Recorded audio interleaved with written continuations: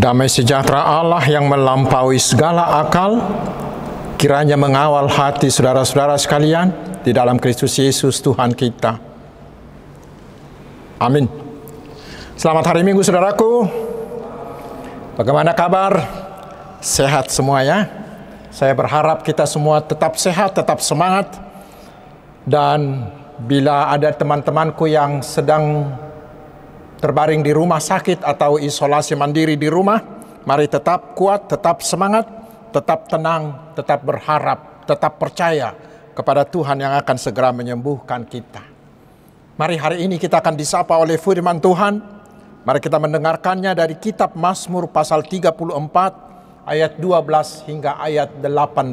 Saya bacakan untuk kita. Marilah anak-anak, dengarkanlah aku. Takut akan Tuhan akan kuajarkan kepadamu. Siapakah orang yang menyukai hidup, yang mengingini umur panjang untuk menikmati yang baik? Jagalah lidahmu terhadap yang jahat, dan bibirmu terhadap ucapan-ucapan yang menipu. Jauhilah yang jahat, dan lakukanlah yang baik. Carilah perdamaian, dan berusahalah mendapatkannya. Mata Tuhan tertuju kepada orang-orang benar, dan telinganya kepada teriak mereka minta tolong. Wajah Tuhan menentang orang-orang yang berbuat jahat, untuk melenyapkan ingatan kepada mereka dari muka bumi. Apabila orang-orang benar itu berseru-seru, maka Tuhan mendengar dan melepaskan mereka dari segala kesesakannya. Demikian firman Tuhan. Saudaraku yang diberkati dan yang dikasihi oleh Tuhan Yesus Kristus. Perikop ini adalah kesaksian iman dari Daud ketika dia diselamatkan oleh Allah dari situasi yang sangat kritis dan yang sangat menakutkan. Yaitu ketika dia diburu untuk dibunuh oleh Raja Saul, sehingga dia harus berpura-pura gila. Dan dari pengakuan inilah Daud mengajak semua orang termasuk kita hari ini, jadilah orang benar di hadapan Allah, dan Allah pasti menyelamatkan kita. Agar lebih jelas, saya ajak nanti saudara membaca kitab 1 Samuel pasal 21 sampai pasal 22. Dan itu nanti kita hubungkan dengan Mazmur pasal 56. Di sana kita akan membaca bahwa ketika itu Daud sangat-sangat ketakutan. Dan kita bisa maklum karena yang mengejarnya adalah raja yang membawa lengkap pasukan dan ingin membunuhnya. Itu pasti sangat menakutkan. Dan saking takutnya, lalu Daud menggunakan kemampuannya, terutama kemampuan pikirannya.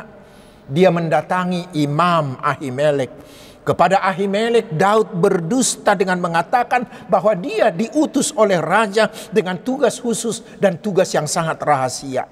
Karena itu dia meminta makanan, yaitu roti kudus.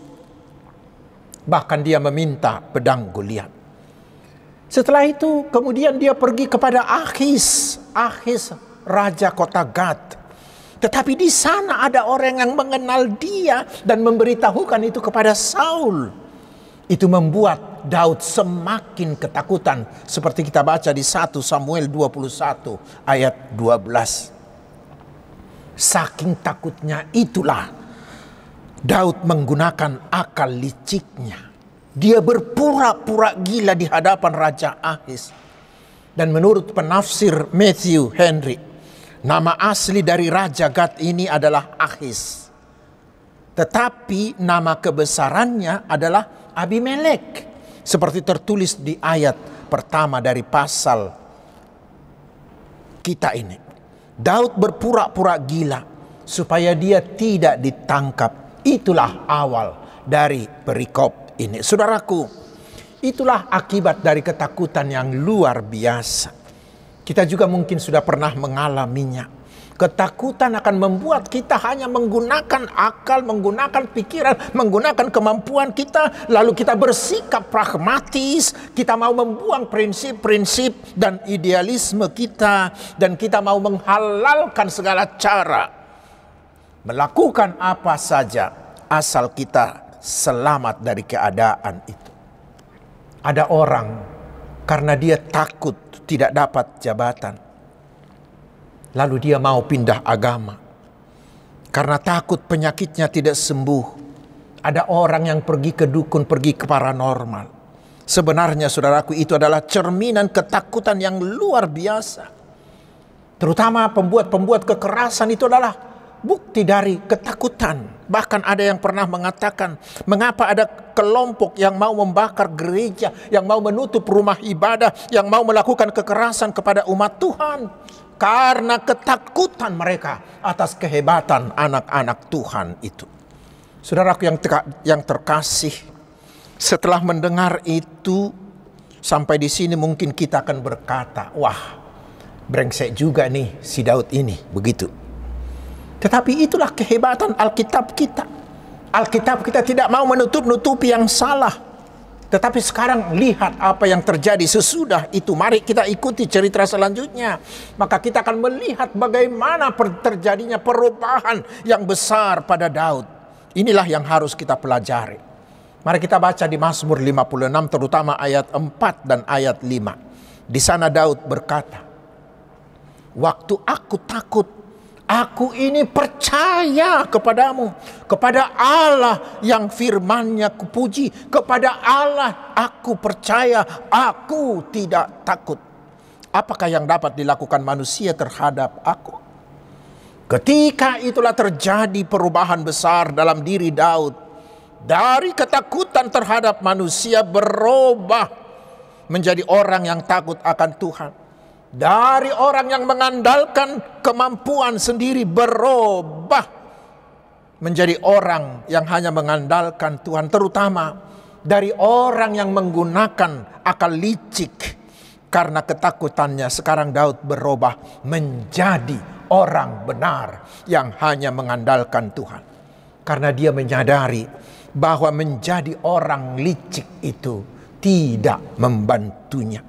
Yang bisa mengundang Allah untuk membantunya dengan caranya yang ajaib hanyalah bila dia mau berubah menjadi orang benar. Karena itulah dia berubah menjadi orang benar. Saudaraku, itulah seruan firman Tuhan melalui Daud hari ini bagi kita. Sebaiknya jadilah orang benar di mata Tuhan. Jadilah orang benar di mata Tuhan. Buang semua kelicikan-kelicikan. Buang semua yang menggunakan dan menghalalkan segala cara untuk mencapai tujuan. Di ayat 9b kita diajak lebih baik berlindung kepada Allah. Dan di ayat 10 kita diajak lebih baik takutlah akan Tuhan. Daud menyaksikan di dalam perikop ini ternyata tidak ada gunanya mengandalkan kelicikan seperti yang dia lakukan tadi. Tidak ada gunanya menggunakan kekuasaan seperti yang dilakukan Raja Saul. Tidak ada gunanya mengandalkan kekuatan seperti yang dilakukan oleh Goliat. Yang terbaik adalah jadilah orang benar di mata Tuhan. Saudaraku, kita tidak perlu malu untuk mengakui bahwa kita juga mungkin pernah berbuat seperti Daud ini. Mungkin pernah kita menggunakan kelicikan untuk memperoleh jabatan. Menggunakan kelicikan agar lulus ujian. Menggunakan kelicikan agar dapat proyek, agar dapat pangkat. Menggunakan kelicikan agar kita dapat untung banyak dan lain-lain. Hari ini saudaraku, firman Tuhan mengajak kita, buanglah semuanya itu. Tetapi mari kembalilah menjadi orang benar di mata Tuhan, yang takut akan Tuhan dan hanya mengandalkan kuasa Tuhan. Lalu sekarang orang yang bagaimana yang dapat disebut sebagai orang benar di hadapan Tuhan? Mari kita pelajari dari nats firman Tuhan hari ini. Karakter yang pertama di ayat 14 dikatakan bahwa orang yang benar di mata Tuhan itu adalah orang yang menjaga lidah dan bibirnya. Kita hubungkan dengan Yakobus pasal 3 ayat 5-6. Di sana dikatakan bahwa walaupun lidah kita ini sangat kecil, tetapi lidah ini adalah api yang bisa menimbulkan persoalan besar. Tetapi orang benar adalah yang mampu menjaga segala perkataannya, yang sudah memberikan hatinya dan lidahnya untuk dikendalikan oleh Roh Kudus Tuhan, sehingga di bibirnya, di mulutnya tidak ada lagi tipu, tidak ada lagi kebohongan, tetapi dia jujur. Dia mampu menahan amarah. Dia mampu untuk tidak menyebarkan berita bohong atau berita hoax. Dia menjaga mulutnya agar tidak memberitakan fitnah. Dia menjaga perkataannya supaya perkataannya tetap membangun. Seperti yang dikatakan firman Tuhan di Kolose 4 ayat 6. Hendaklah kata-katamu senantiasa penuh kasih, jangan hambar, sehingga kamu tahu bagaimana kamu harus memberi jawab kepada setiap orang. Itulah karakter yang pertama dari orang yang benar. Karakter yang kedua, kita baca di ayat 15a, dikatakan bahwa orang benar adalah yang menjauhi segala kejahatan, tetapi selalu melakukan yang baik. Dia selalu mengatakan iya dan terus melakukan semua yang baik, tetapi dia mengatakan tidak, selalu menolak hal-hal yang jahat. Itu yang kedua. Karakter yang ketiga dari orang yang benar adalah kita baca di ayat 16, dikatakan bahwa orang benar itu adalah orang yang selalu mencari damai, terus berusaha menjadi pembawa damai dimanapun dia berada. Orang-orang pembawa damai itulah yang disebut oleh Tuhan Yesus di khotbah di bukit di Matius 5 sebagai anak-anak Allah. Karena orang-orang yang membawa damai adalah orang-orang yang membawa sifat-sifat Allah. Saudaraku, itulah beberapa sifat, itulah beberapa ciri, itulah karakter dari orang-orang benar di mata Tuhan. Dikatakan lalu seterusnya dari pengalaman imannya, Daud memberitahukan kita betapa banyaknya keuntungan yang akan kita terima bila kita hidup sebagai orang benar di mata Tuhan. Apakah itu? Mari kita teliti nats ini. Keuntungan yang pertama, itu kita baca di ayat 16, dikatakan Tuhan berpihak kepada orang yang benar. Kata berpihak, manatap bahasa Bataknya, itu berarti Tuhan mau menjadi teman. Tuhan mau menjadi sahabat orang yang benar. Dan kita hubungkan dengan Roma 8 ayat 31 dikatakan, jika Allah di pihak kita, siapakah yang akan melawan kita? Siapa yang akan mampu melawan kita? Orang benar tidak akan dapat dikalahkan oleh apapun karena dia tidak pernah terlepas dari penjagaan dan penyertaan Tuhan. Tuhan selalu menjaganya dalam kondisi apapun. Dan di ayat 19 dikatakan, Tuhan dekat dengan mereka dan pasti akan melepaskan mereka dari segala kesulitan mereka. Saudaraku, ini sudah dialami banyak teman-teman yang mengalami penderitaan akibat terinfeksi atau akibat terdampak secara ekonomi oleh pandemi saat ini. Dalam situasi yang sangat kritis, saya sendiri dan teman-teman lain sudah mengalami bagaimana Tuhan menyertai, bagaimana Tuhan menyelamatkan dengan caranya yang sungguh-sungguh ajaib. Karena Tuhan berpihak pada orang-orang benar itu. Itu keuntungan yang pertama. Keuntungan yang kedua bagi orang benar, kita baca di ayat 16 dan ayat 18 dikatakan di sana. Mata Tuhan tertuju kepada orang-orang benar dan telinganya kepada teriak mereka minta tolong. Apabila orang-orang benar itu berseru-seru, maka Tuhan mendengar dan melepaskan mereka dari segala kesesakan. Itulah yang dialami oleh Daud. Kita baca di 1 Samuel 24. Ketika itu dia sangat-sangat terdesak karena dikejar-kejar oleh Saul dan pasukannya hingga ke pintu gua En-Gedi. Sehingga baginya tidak ada lagi tempat dan kesempatan untuk meloloskan diri.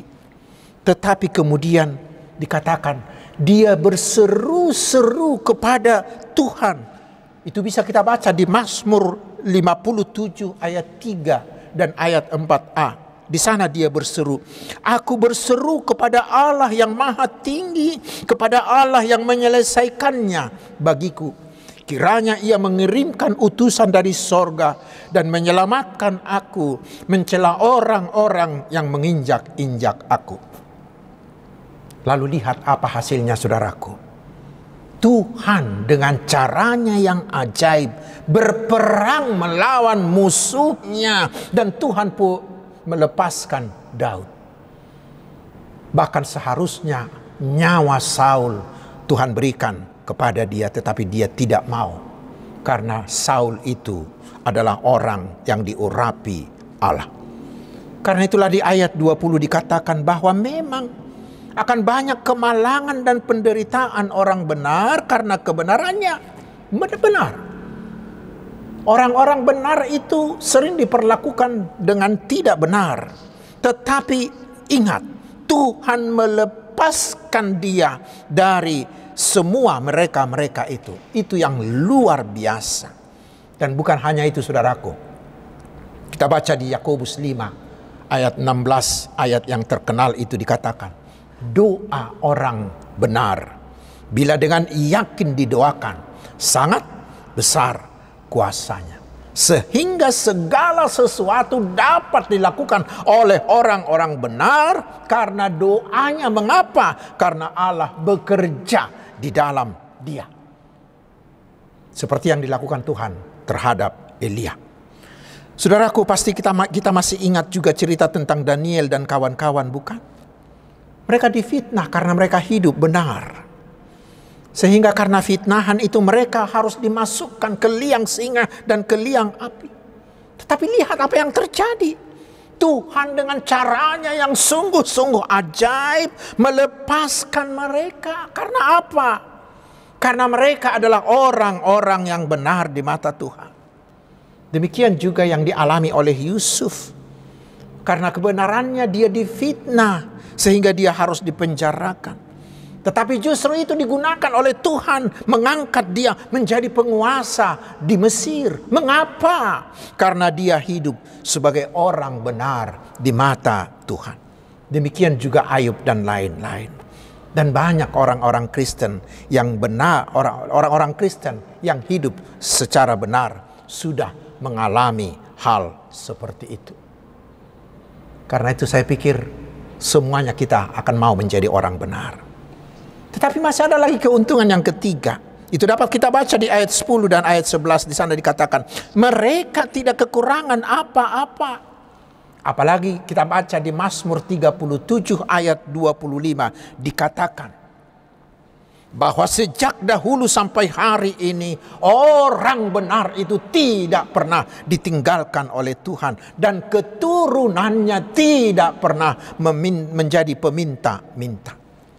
Di Mazmur 112 ayat 2 bahkan dikatakan, anak cucunya akan perkasa di bumi, angkatan orang benar akan diberkati. Karena itu saudaraku, tidakkah seharusnya kita membangun diri kita menjadi orang benar di mata Tuhan?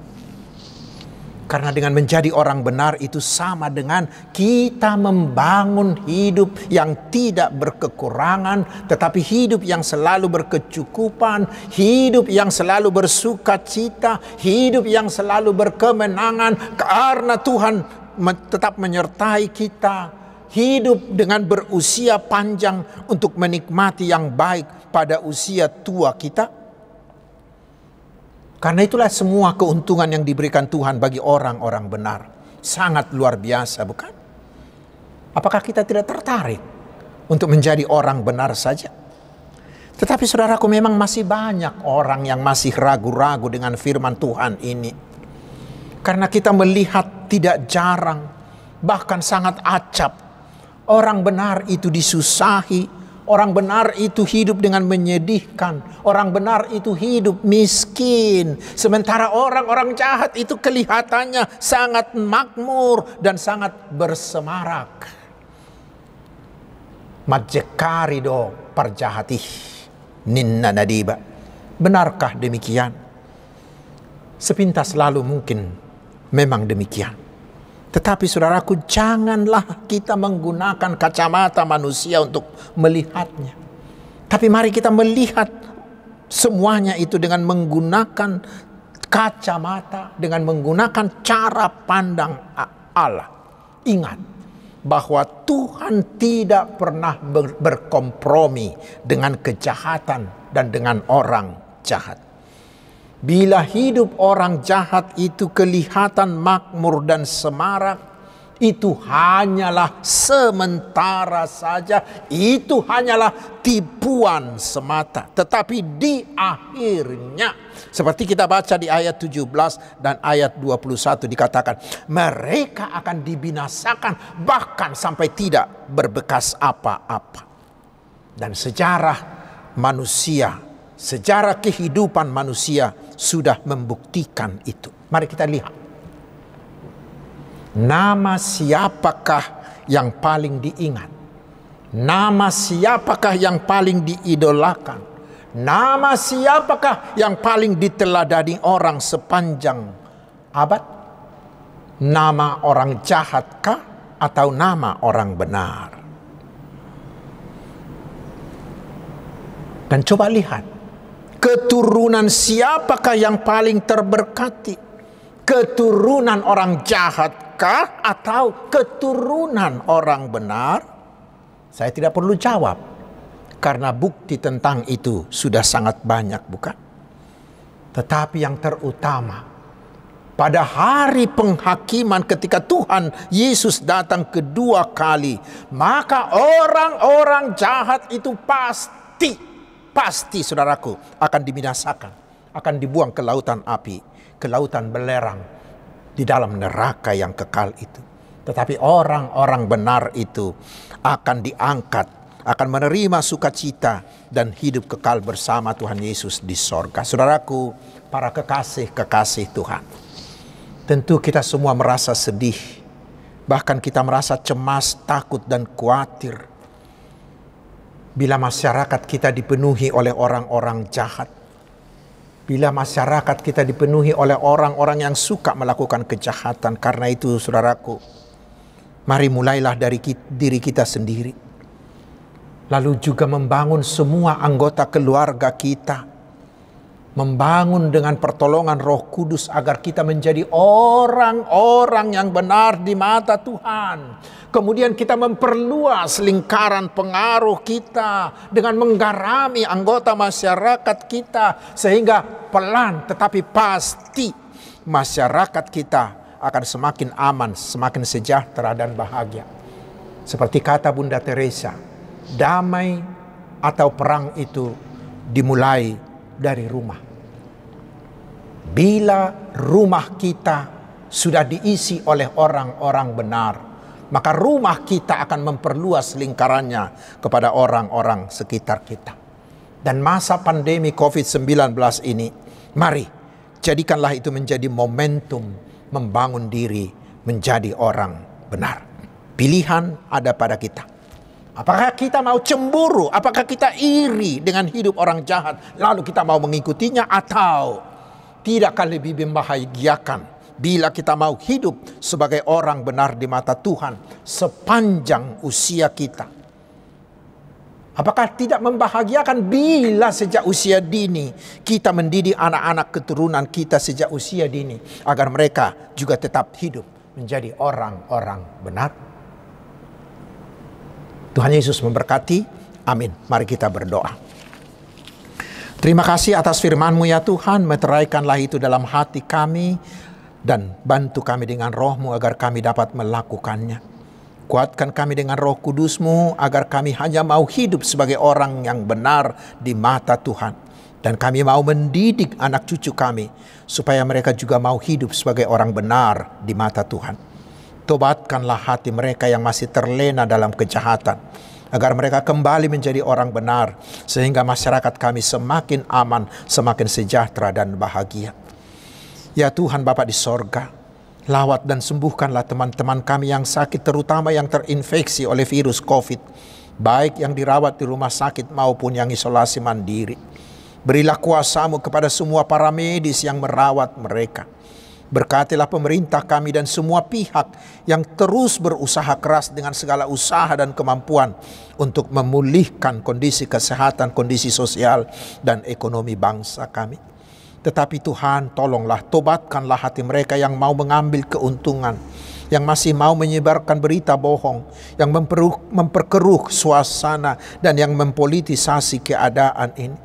Tetapi biarlah semua kami mau memberi kontribusi terbaik kami untuk memutus mata rantai penyebaran virus ini, sehingga kami segera bisa hidup normal. Berkati kami satu persatu ya Tuhan, baik di keluarga, di pelayanan, di studi, di usaha, di bisnis, dan di pekerjaan kami. Berkatilah kesehatan kami, agar kami terhindar dari infeksi virus ini. Cukupkanlah segala kebutuhan kami, karena Engkaulah Gembala Agung, gunung batu, perisai, dan andalan kami. Terima kasih Tuhan, terpuji namamu, Bapa kekal di dalam nama Tuhan Yesus Kristus, dan kehendak-Mu lah yang jadi atas kami. Amin.